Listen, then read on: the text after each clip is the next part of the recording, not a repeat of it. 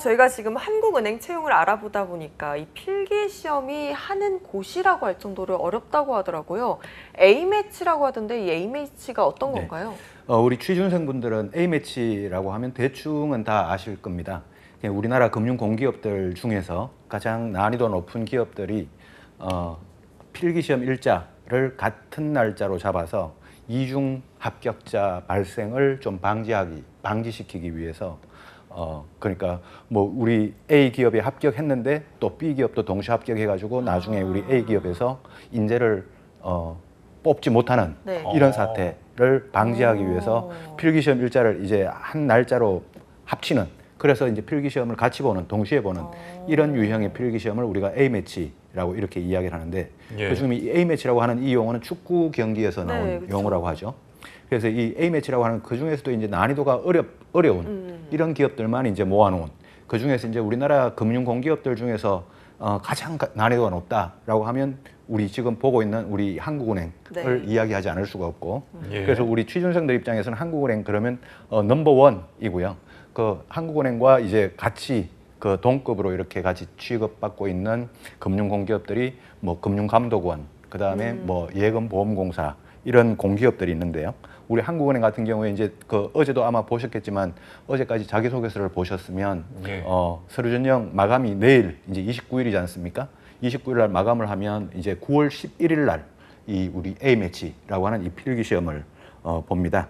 그래서 이 9월 11일 날 A매치 필기 시험을 보는데 뭐 한국은행을 포함해 가지고 모든 공기업이 다 보는 건 아니고 이렇게 A매치 시험을 보고 나면 한국은행 같은 경우에 이제 9월 28일 그러니까 9월 말에 필기시험 발표가 나는데 9월 11일 날 보는 이 필기시험을 우리가 이번에 1차 A매치가 되지 않을까 이렇게 제가 뭐 예측을 한번 해봅니다. 네, 공기업들이 굉장히 많잖아요. 그러면 1차 A매치 이후에 다른 공기업들이 정리가 되면은 2차 A매치가 또 열릴 수 있는 거네요. 그럴 수 있을 것 같습니다. 그 1차, 2차 이렇게 나누기 시작한 게 작년부터였는데요. 작년 이전에 그러니까 2019년도죠. 2019년도 같은 경우에는 뭐 거의 모든 공기업, 한 20개 가까이 되는 공기업들 중에 한 18개, 19개가 같은 날 동시에 이렇게 다 보는 그 오리지널한 이 A매치였죠. 근데 지금 여러분들 화면에 보고 계신 것처럼 이 그 2020년 작년부터 이제 코로나 문제가 이제 원인이 된 걸로 저는 파악을 하는데 작년부터 이게 A매치가 크게 두 날짜로 나뉘어졌었습니다. 그래서 이제 여러분들 화면에 보시는 것처럼 저 왼쪽에 이제 금융 공기업들 리스트가 쭉 나오지 않습니까? 이 금융 공기업들 리스트는 여기 뭐 취업만 할 수 있다 그러면 뭐 평생이 보장되는 그런 뭐 따뜻한 직장이 될 수 있을 텐데 2019년도 같은 경우는 전부 다 10월 19일 날 한 날 다 봤단 말이죠. 근데 2020년도 같은 경우에는 9월 12일 요때 한번 보고 2차로 이제 나머지 이제 또 공기업들이 10월 17일 날 이렇게 봤죠. 그래서 작년 같은 경우에 이제 9월 12일하고 10월 17일이 가장 이제 크게 크게 대별되는 이 1차, 2차가 나왔고, 올해 같은 경우가 이제 한국은행이 9월 11일로 스타트를 끊는데 지금 일단 발표되고 있는 곳은 한국은행하고 기술보증기금까지 이렇게 두 군데가 9월 11일로 발표를 하고 있고요. 아직까지 채용 공고가 올라오지 않고 있으니까 그 채용 공고가 올라오면 지금 이제 9월 11일까지는 한 40일 정도 남았을까요? 한 40일 정도 남았죠. 그 9월 11일까지 40일 조금 더 넘게 한 달 반 정도 남았는데 요 사이에 뭐 서류전형 끝나고 필기시험 일정을 9월 11일로 충분히 더 나머지 기업들 중에서도 일부가 더 정할 수도 있고 그 다음에 좀 채용 공고가 늦어지는 공기업들은 10월 달로 이렇게 A매치가 넘어갈 2차 A매치죠. 2차 A매치가 넘어갈 것 같은 그런 느낌이 좀 듭니다. 그러니까 작년하고 비슷한 상황이 되겠죠. 이렇게 지금 일단은 서류를 통과하고 나서 어디로 필기시험을 보러 갈지 이거를 선택하는 것도 굉장히 취준생들 입장에서는 고민이 되지 않을까라는 생각이 듭니다. 지금 앞서 말씀해 주셨듯이 한국은행 필기시험이 약 40일 정도 남았는데 어렵다는 이야기를 익히 들어서 준비할 시간이 충분하진 않을 것 같아요. 이 절차가 어떻게 되나요? 예, 그 한국은행 필기시험은 이제 시간은 2시간 반, 그러니까 150분 하고 150분간 전공 필기 시험을 보고 또 추가적으로 60분간, 그러니까 1시간이죠. 1시간은 논술 시험을 보고 이렇게 전공 필기하고 논술하고 이렇게 두 과목을 보는데 뭐 아마 어제나 그저께 아마 보셨을 것 같은데 우리 투데이 잡스에서 전공 분야를 나누어 가지고 채용을 하고 있단 말이죠. 네. 그 전공 분야 나누어 가지고 채용하고 있는 게 지금 화면에서 보고 계신 것처럼 5개 전공으로 나누어서 채용을 하고 있습니다. 네. 경제학, 경영학, 법학, 통계학, 그리고 컴공까지 이렇게 5과목으로 나누어서 전공 분야를 채용하고 있는데 블라인드 채용이지만 결과적으로 이렇게 필기시험, 난이도 높은 필기시험과 면접을 통과하고 나면 상당 부분 블라인드 채용이라고 해서 뭐 예를 들어서 아무 스펙 없는 이런 분들도 비전공자 이런 분들도 지원할 수 있고 합격할 수 있냐? 물론 합격할 수 있지만 물론 이 난이도 높은 이 필기시험을 통과하는 데는 상당한 전공 지식이나 이런 게 있어야 되다 보니까 네. 나중에 채용이 다 끝나고 나면 어느 정도 블라인드 채용의 그 의미가 조금 퇴색되는 그런 느낌도 또 들 수도 있을 겁니다. 근데 이번에 총 50명을 채용을 하죠. 근데 50명 채용하는데 그 중에서도 일단 한국은행이 그 특성상 경제학 분야를 경제학 전공을 제일 많이 채용합니다. 예. 경제학 쪽이 22명 채용하고 경영학 같은 경우에 15명, 컴공 같은 경우에 8명, 통계학이 3명, 법학이 2명 이렇게 그 총 50명을 이렇게 채용을 하는데 그 중에 이제 전공 필기 시험이 2시간 반 동안 300점 만점, 네. 300점 만점 그리고 논술이 1시간 동안 100점 만점 예. 이렇게 해서 총 400점 만점으로 필기 시험이 진행이 됩니다. 주관식 문제가 주로 출제가 상당하니까 뭐 전공 공부를 굉장히 열심히 해야 될 것 같아요. 네. 정말 아까 말씀하신 것처럼 비전공자들은 뭐 지원만 할 수 있지 사실 그쵸. 필기를 통과하기가 굉장히 어려울 것 같습니다. 그렇습니다. 예. 자, 필기 시험을 이제 합격을 하면은 배수가 또 어느 정도인지 그렇죠. 궁금한데요. 서류 전형을 하면 한국은행은 아마 그저께 보셨겠지만 서류 전형을 하면 한국은행에서는 보는 게 자기소개서하고 영어 점수입니다. 네. 자기소개서하고 영어 점수를 가지고 이제 서류 전형을 통과를 하는데 서류 전형에서 이제 경쟁을 하죠. 경쟁을 하는데 거기에서 배수가 어떻게 걸러지냐면 각 전공별로 20배수 내지 30배수 요 사이에서 이제 걸러집니다. 그러니까 전체를 다 보면 50명을 채용하니까 20배수면 1000명일 네. 거예요. 1000명이 이제 서류 전형에서 합격한다는 거죠. 네. 그 중에서 이제 경제학 전공은 22명이니까 440명, 1000명 중에 440명이 경제학 전공으로 서류 전형에 통과한 인원이 될 거예요. 이 440명이 경제학 쪽에서 이제 필기 시험을 보러 가죠. 필기 시험을 합격하면 이제 1.5배수만 남습니다. 네. 그러니까 22명 채용에 1.5배수니까 33명이 남겠죠. 네. 그럼 33명이면 440명 중에서 33명을 제외한 나머지 407명이 탈락을 하는 네. 그 과정이 되겠죠. 그래서 440명 중에 400명 정도가 탈락한다 그러면 이제 딱 뭐 경쟁률로만 보면 10대 1 정도가 될 텐데 이 네. 난이도가 그렇게 높지 않다라고 해석을 할 수도 있지만 난이도의 문제가 아니고 상대 경쟁의 난이도의 문제가 아니고 시험 문제의 난이도의 그쵸. 예. 문제니까 경쟁의 난이도는 높지 않지만 시험 문제의 난이도가 너무너무 높기 때문에 네. 좀 넘사벽이라고도 할 수 있는데 그 또 이제 결시 인원도 또 나옵니다. 결시 인원이 그쵸. 한국은행 필기 시험을 보러 가보면 한 20% 가까이. 그러니까 많네요. 10명 중에 2명. 많죠. 생각보다 많죠. 이분들이 이제 일단 원서는 냈는데 아직까지 필기 시험 준비가 덜 됐으니까 도저히 이번에 필기 시험을 보러 가는 거는 나한테 좀 무리가 네. 되겠다라는 이런 생각을 하신 분들이 한 10명 중에 2명은 되는 것 같아요. 그래서 결시율이 한 20%를 생각을 하면 순수하게 필기 시험에서 경쟁률은 10대 1이 채 안 되는 네. 수준이니까 그래도 이제 난이도 높은 그 경쟁의 난이도가 아니라 문제의 난이도가 높은 이 필기 시험을 어떻게 공부하느냐 그리고 그 상대 평가로 어떻게 다른 분들보다 좀 더 변별력 있는 답변을 적어내느냐 네. 정답을 적어내느냐 이 문제로 이제 귀결이 되겠죠. 네, 아무래도 필기 시험이 너무 어렵다 보니까 그냥 한번 내보자 하는 분들의 수가 굉장히 줄어드는 경향이 있는 것 같습니다. 제가 인터넷으로 한번 찾아봤어요. 어느 정도 난이도일까. 그랬더니 이제 금융공기업 취업 관련된 카페에서 후기가 제가 어제 필기 시험을 치고 왔는데 정말 너무 어렵습니다. 난이도는 극상입니다의 따옴표까지 해두셨더라고요. 네. 그래서 얼마나 이게 어려운가 한번 짚어보고 싶은데 어느 정도 수준일까요? 우리가 시험 중에서 네. 우리가 보통 4년제 대졸 수준으로 그 이후에 나와서 시험을 보고 어떤 자기의 진로를 설정을 한다면 그 시험 중에서 가장 어려운 시험이 뭐 일부 뭐 사법고시 같은 경우는 없어졌지만 그 고시 정도의 문제를 많이 생각을 합니다. 네, 네. 그래서 우리가 그 사법고시는 없어졌지만 이제 경제나 상경계통 쪽에는 아직도 재경고시라고 하는 이 행정고시는 있습니다. 우리가 재경직, 그러니까 행정고시의 재경직을 시험을 보면 세종시로 가서 공무원이 됩니다. 그게 대부분 이제 기획재정부 쪽으로 들어가서 이제 공무원의 진로를 가게 되는데요. 행정고시를 합격하게 되면.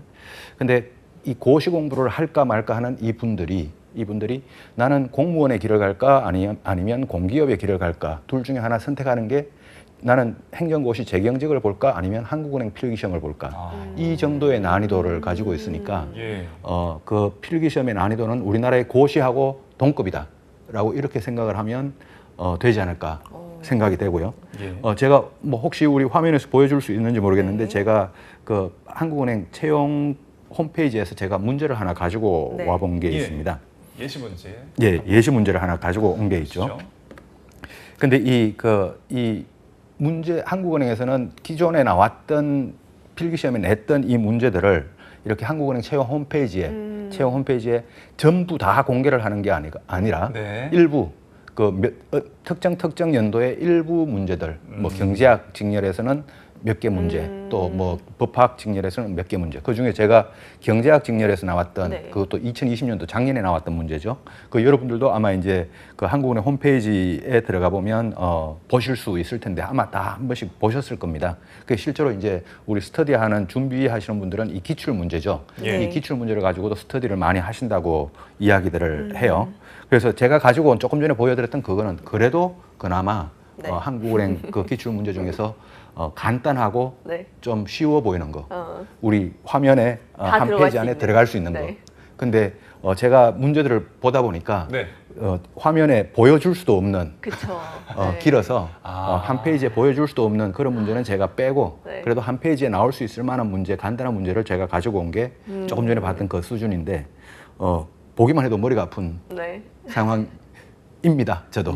우리 두 분 MC님들도 마찬가지가 아닐까 생각은 되는데 읽히지가 않아요. 뭐 블라인드 채용이라고 하지만 뭐 지금 시청하시는 분들 지원할까 고민하시는 분들은 한번 예시 문제를 보고 내가 풀만하다 하면 이제 지원하시는 거고 아니면 좀 일찌감치 힘들다. 단념하지 않으실까. 그러니까요. 저희가 어떤 겁을 드리는 게 아니라 이 정도의 난이도니까 어떤 지원 판단을 도와드리는 거라고 보면 되겠습니다. 뭐 같은 날 9월 11일 날 기술보증기금에서 뭐 필기가 겹치니까 이쪽으로 가셔서 시험 보시는 것도 일종의 어떤 지원 전략이 될 수도 있겠죠. 자, 이런 문제들로 약 20페이지 정도 되면은 시험 시간이 또 굉장히 길 텐데 전공 필기 시험에서 주의할 점이 있다면 뭐가 있을까요? 그러면 말씀하신 것처럼 이제 한 20페이지 정도 저런 문제들이 20페이지 정도로 이렇게 쭉 나오는데 그것만 보기만 봐도 이 두터운 시험 용지죠. 우리 취준생 지원자분들은 그 2시간 반 동안 이 20페이지를 다 넘기면서 이제 작성을 하고 답을 적어야 되는 거 아니겠습니까? 그러니까 상당히 그 시간에 좀 쫓기는 편이라고 합니다. 그런데 2020년도 그 전에는요, 이게 3시간, 그러니까 180분간 시험을 보다가 3시간은 아무래도 그래 시간이 조금 여유로운 편이니 한국은행에서 2시간 30분, 그러니까 150분으로 30분을 줄였습니다. 그래서 지금 이제 150분간 이 전공 필기 시험을 보죠.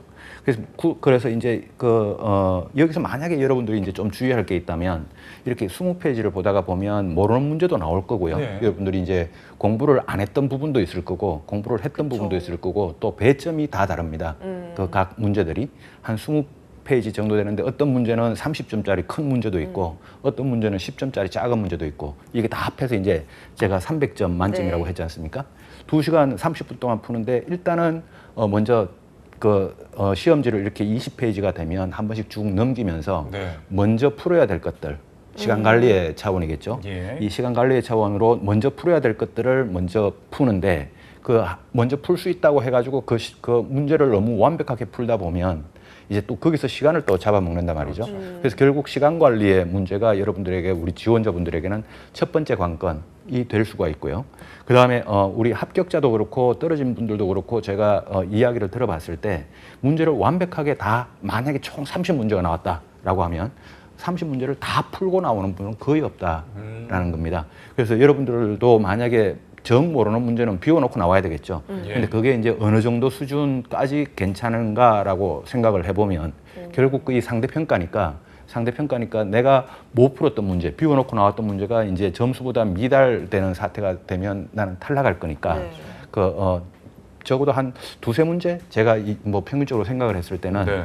전체 20문제 내지 30문제 정도 되는 수준에서 예. 한 두세 문제 정도는 못 풀고 비워놓고 나와도 합격하신 분들이 있더라라는 네. 그런 통계가 있으니까 여러분들도 만약에 못 풀겠다라고 하면 그건 비워놓고 나와야 되고 먼저 풀 수 있는 문제 여기에 이제 좀 집중해서 푸는 이런 전략이 좀 유효할 것 같습니다.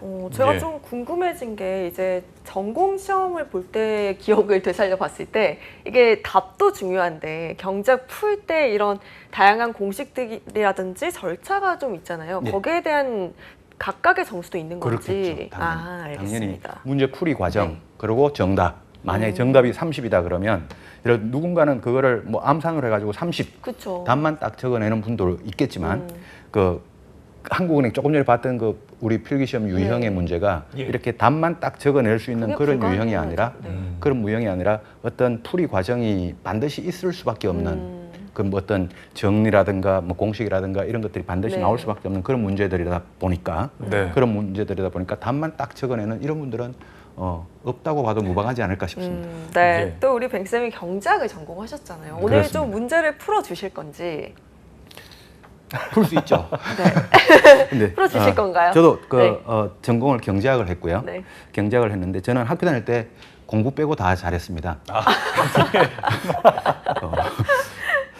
공부만 빼고 나머지는 다 잘했는데 네. 노는 것도 잘 놀고요. 운동도 잘했고 여자친구도 많았고요. 네. 이게 네, 확인할 곳이 없어요. 그러니까 뭐 어디 저희가 확인할 길이 없으니까 네, 믿어야죠. 그러니까요. 네. 뱅쌤 믿고 저는 거짓말하지 않습니다. 네. 그렇습니다. 소위 요즘 말로 하면은 굉장히 인싸셨거든요. 맞아. 네, 그러신 것 같아요. 제일 못했던 게 제가 공부입니다. 아하. 지금 자. 조금 전에 봤던 그런 문제들을 풀라 그러면 풀기야 하겠지만 네. 뭐 조금 풀이 좀 저도 연습을 해서 근데 그거를 풀 게 아니라 우리 저 문제 그러니까 전공 필기에 대한 문제는 여러분들의 어떤 공부 그쵸. 여러분들 혼자의 어떤 노력 거기에 그쪽으로 귀결되는 문제고 제가 그래도 여러분들에게 조언을 좀 더 드릴 수 있다 그러면 이제 논술 쪽이 아닐까 그 논술 쪽으로 한번 또 우리가 진로를 네. 또 나가보면 어떨까. 그리고 전공 필기 쪽은 여러분들께서 진짜 혼자만의 싸움입니다. 그리고 전공 그 과목 공부하시는 거 다 나름대로 방식이 있을 텐데요. 네. 그 방식대로 여러분들이 혼자만의 싸움 처절하게 싸워서 반드시 이기기를 응원해드리고 논술 쪽을 또 한번 들어가 봤으면 어떨까 네. 생각을 합니다. 예, 혼자만의 싸움에서 반드시 꼭 승리하기를 저희 모두 기원을 하겠고요. 자, 그러면 시사 논술을 보도록 하겠습니다. 논술 시험은 어떻게 이루어지게 되나요? 예, 한국은행에서 나오는 논술은 한 문제가 나오고요. 그 시간은 60분이 주어집니다. 예. 그리고 답안지는 이제 B4 사이즈죠. B4 사이즈로 한 2페이지 정도를 적고 나오게 되는데 실제로 제가 논술 우리 학생들을 대상으로 논술 과정을 한번 이렇게 시행을 해보면 1시간, 그러니까 60분 동안 어느 정도 생각을 해야 되는 시간, 그쵸. 그러니까 네. 개요자 잡는 시간이 있기 때문에 실제로 이제 작성을 하는 시간은 한 50분 내외가 될 겁니다. 이 50분 동안 그 비포 용지로 2페이지 이상을 적어내는 분을 저는 보지를 못했습니다. 네. 그래서 실제로 2페이지 이내로 적는데 실제로 여러분들이 1시간 동안 논술을 처음에 딱 주제를 받고 이제 쓰기 시작을 하면 2페이지에 근사하게는 적어낼 수 있지만 네. 네. 2페이지 넘겠다라는 생각은 하지 않으시고 하지 마셔도 되고 그 2페이지 이내에서 한 페이지 하고 한 4분의 두 번째 페이지에 3분의 2 정도 수준 요 정도까지 적는 거를 목표로 그렇게 좀 준비를 했으면 좋겠고 그다음에 이제 주제는 이제 주로 시사 그다음에 경우에 따라서는 경제나 금융이나 뭐 이런 쪽도 나오는데 정치 쪽과는 좀 정치 쪽은 뭐 주제가 안 나올 것 같고요. 네. 근데 경제하고 금융 같은 경우도 이제 논술 주제를 이렇게 내면 아무래도 전공이 경제학인 분들이 있고 그다음 전공이 경제학이 아닌 분들이 있다 보니까 경제와 관련된 주제를 내면 좀 이 한쪽에 편파적인 그쵸. 조금 유불리가 생기는 이런 문제가 생길 수 있기 때문에 한국은행에서는 주로 시사와 관련된 문제를 많이 냅니다. 지금 전공 필기시험 난이도를 봤을 때 이 논술 시험도 상당하지 않을까라는 생각이 드는데 어떤 주제들이 논술 시험으로 나왔나요? 그렇죠. 우리 기출 주제를 여러분들이 구글링이라고 하죠. 구글링을 해서 기출 주제들을 찾아보면 시간이 좀 걸립니다만 찾아볼 수는 있습니다. 네. 근데 제가 여러분들의 그 시간을 아껴드리기 위해서 제가 구글링을 해서 네. 제가 최근 연도에 한국은행에서 나왔던 논술 주제를 한번 여러분들에게 보여드리니까요. 이건 투데이 잡스가 아니면 쉽게 구할 수 없는 맞아요. 그런 자료가 아닐까 생각을 그렇습니다. 하는데요. 여러분들 지금 화면에 보고 계신 것처럼 그 한국은행에서 2015년도 이후에 작년까지 그때부터 작년까지 나왔던 논술 주제들입니다. 매년 한 문항씩 나오는데 다 보면 어떤 거냐면 좀 사회 시사적인 그런 주제들이란 말이죠. 그래서 빅 아이 스몰 위 같은 이런 현상이 2015년도에 나왔고 그 다음에 뭐 가장 최근에 작년 2020년도 같은 경우에는 가장 뭐 그때 뉴스도 많이 나왔던 네. 그 어떤 문제죠. 그 20대들의 영끌, 20대 30대들의 영끌 투자 문제에 대해서 이런 내용에 대한 어떤 시사적인 주제까지 요 지금 여러분들 화면을 캡처를 떠났다가 뭐 나중에 스터디 자료로 활용을 하셔도 좋고 그런 쪽으로 좀 주제를 준비를 해보면 좋겠다 생각이 듭니다. 네. 캡처를 잘 해주셨다가 영리적인 목적 말고 비영리적인 목적으로만 잘 사용하시면 되겠습니다. 자, 귀한 내용을 함께 봤는데요. 논술 주제들이 굉장히 어떤 그 시대상을 잘 반영하는 것 같고요. 2021년 주제는 뭐 코로나 관련해서도 좀 나올까요? 코로나 관련된 주제가 충분히 나올 수 있고요. 충분히 나올 수 있고 제가 뭐 주제 관련해서도 시간이 되는 한 설명을 드리겠습니다만은 가장 논술 주제들의 어떤 지금까지 조금 전에 봤던 한 페이지짜리 조금 전에 이제 2015년도부터 나왔던 기출 주제들 있지 않습니까? 네. 그 주제들을 보면 좀 특징이 있습니다. 어떤 특징이 있냐면 지금 현재 되게 이슈가 되고 있거나 그때 당시에 말이죠. 어떤 시점에서 그 당시에 이슈가 되고 있거나 아니면 바로 시간이 조금 지나 보니까 바로 직전에 나왔던 이 논술 주제가 이슈가 되고 있네라는 이런 현상이 생기는 그러니까 한 6개월 정도를 앞질러 가는 거죠. 논술 주제가요. 그래서 그런 주제들을 가지고 그런 주제들이다라고 하는 이런 특징이 있습니다. 예를 들어서 작년에 나왔던 영끌 현상 같은 경우에는 작년부터 올해 상반기까지 계속 이슈가 되었던 맞아요. 그런 이슈지 않습니까? 근데 저 문제가 작년 9월 달에 작년 2020년 9월 달에 한국은행에서 논술 시험으로 나왔단 말이죠. 근데 작년 9월 달 상황을 생각해 보면 영끌 현상이 그때도 있긴 있었습니다만은 근데 이제 초기 버전이었겠죠. 근데 그게 이제 조금 더 시간이 지나니까 연초가 지나가면서 더욱더 사회적으로 이슈가 됐던 그래서 논술 주제가 살짝 한 3개월에서 6개월 정도 앞질러가는 이런 특징이 있다라는 요런 어떤 특징을 가지고 여러분들이 주제를 좀 공부를 했으면 좋겠다. 그런 생각이 좀 듭니다. 그러면 논술 공부를 할 때 어떻게 공부를 해야 할지 이 부분이 다들 좀 걱정이 되실 것 같아요. 벌써 앞서가는 거 어떻게 공부해요? 그렇죠.